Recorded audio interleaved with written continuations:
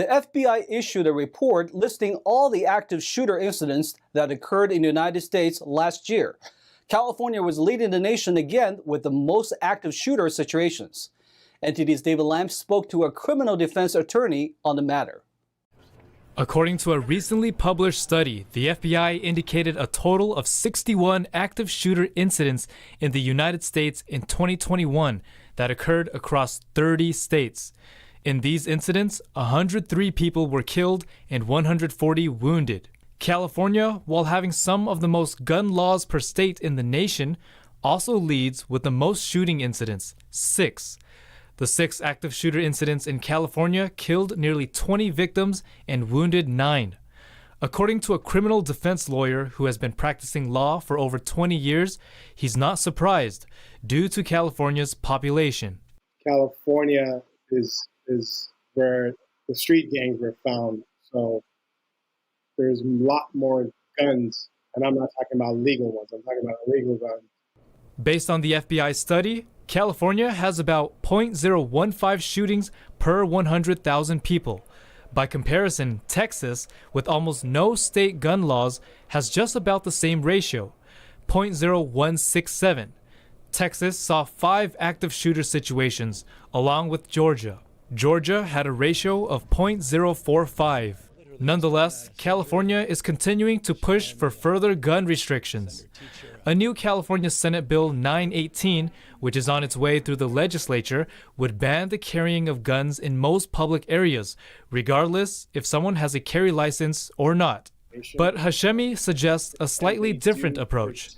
He says the Second Amendment cannot be violated, but he hopes certain people would be restricted from owning a firearm. So what kind of changes would you like to see in California gun laws? That's another good question. I think California gun laws are very strict. They could be a little bit more stricter. I think California needs to implement these background checks, but at the same time make sure they don't infringe people's rights to their own. Hashemi says checking buyers for red flags for mental illness or mental medication is important. The FBI defines an active shooter as one or more people engaged in killing or attempting to kill people in a populated area. While Hashemi says there is no easy answer to how gun laws should be handled, he hopes both sides can have open discussion. Meaning both sides need to come, sit down, and listen on what's going on. I know one side says we should ban guns, and one side says that there should be no regulation, but there needs to be a meeting of the minds in the middle.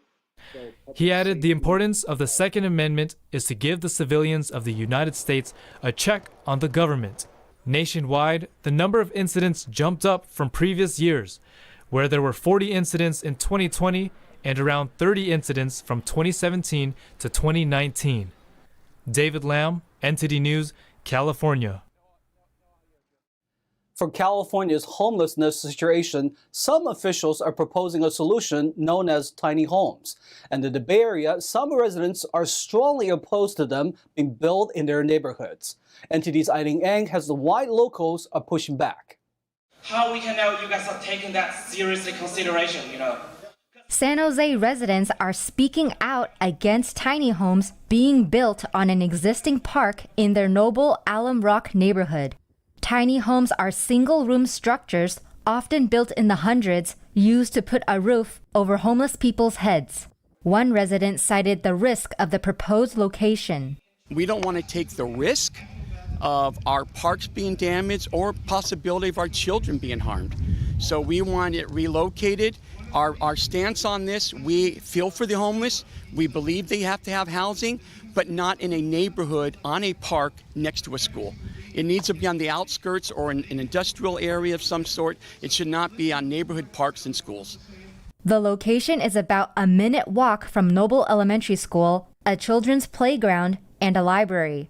It's also a 7-minute walk from both Piedmont Middle School and Toyon Elementary School, as well as a 20-minute walk from a high school. The city is proposing to build 100 tiny homes in the area. They're like a bunch of little sheds that you can buy at Costco, basically, and they're putting them on sites and they're putting gated fences around them. And We hear they can have from either 1 to 4 people per home that we've been told. Just 5 years ago, they deemed that 17 houses weren't it wasn't a good choice. Well, nothing's changed in the 5 years, except the number of houses that they want to build. Residents worry that if the tiny homes are built, it would attract more homeless people. We know they're not going to stay in their little tiny houses. They're going to be walking around. And we're not against homeless people, but we don't know what kind of homeless people we're going to get. And what has happened, the homeless that we see that people don't want in their neighborhoods, or they don't want the RVs broken down, the tents, dirtiness, and people hanging around, and possible drug use. I live right on Penitentiary Creek. There's a homeless community down there in tents.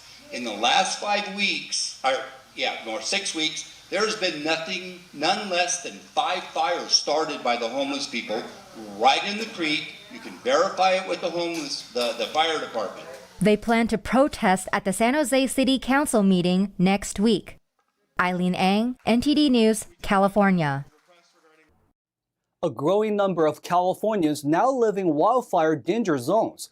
According to a July 28th report by Chapman University, building more homes as a solution to the state's housing crisis may be putting more people in danger of wildfire.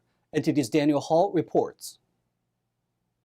Using U.S. Census data, student researchers from Chapman University estimated nearly 13% of California's population lives in at-risk areas for wildfire. Postdoctoral researcher and project mentor Shengyue Jia pointed to rapid housing development as the cause for the increase. She said, "In California, such pressures are largely driven by the increase of human populations and rapid real estate development in response to the housing crisis. Understanding which regions experienced significant population growth over the past decade can identify communities at greater risk of wildfire, especially when using the most recent demographic data." Contra Costa, Alameda, and Riverside counties saw the biggest jump in at-risk areas in the past decade. According to the study, Riverside has the highest number of residents living in housing tracts in the wildfire danger zones. Meanwhile, firefighters continued to make progress on the Oak Fire near Yosemite National Park this week. The fire has consumed more than 19,000 acres and was 45% contained as of Friday morning. Daniel Hall, NTD News, California. Now that the campaign to recall the Los Angeles district attorney has submitted all of its signatures, a petition collecting company is suing the campaign. They're alleging that they are unpaid bills. Let the Voters Decide, a company that gathers petition signatures for state and local ballot measures, sued the Recall Gascon committee. They allege that the recall organizers owe the company at least roughly $470,000 for unpaid work. According to the lawsuit, the company was hired to work at the committee's direction, receiving pay for each signature gathered. But they say the campaign hasn't paid up. A lawyer for Let the Voters Decide said the lack of payment has put the recall effort in, quote, real jeopardy of failure. The committee is seeking to recall Los Angeles County District Attorney George Gascon.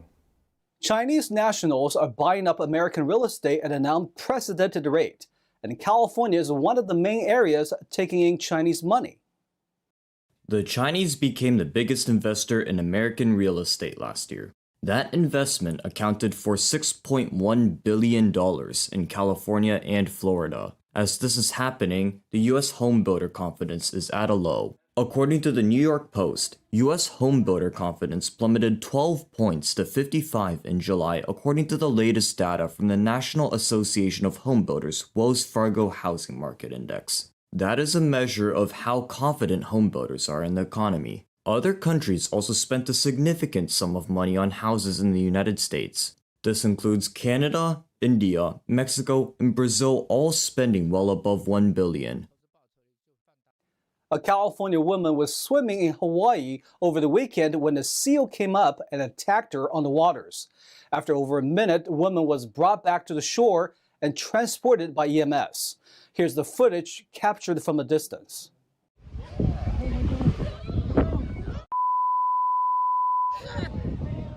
Footage shows a swimmer at a beach in Waikiki, Hawaii, who was injured this weekend after encountering an endangered Hawaiian monk seal with a young pup. A marine agency said their workers witnessed a swimmer come into contact with the mother monk seal, known as Rocky, on Sunday morning. The Hawaii Department of Land and Natural Resources said in a statement that the victim is a 60-year-old elementary school teacher from California. The agency said the woman received lacerations to her face, arm, and back and requested to stay anonymous.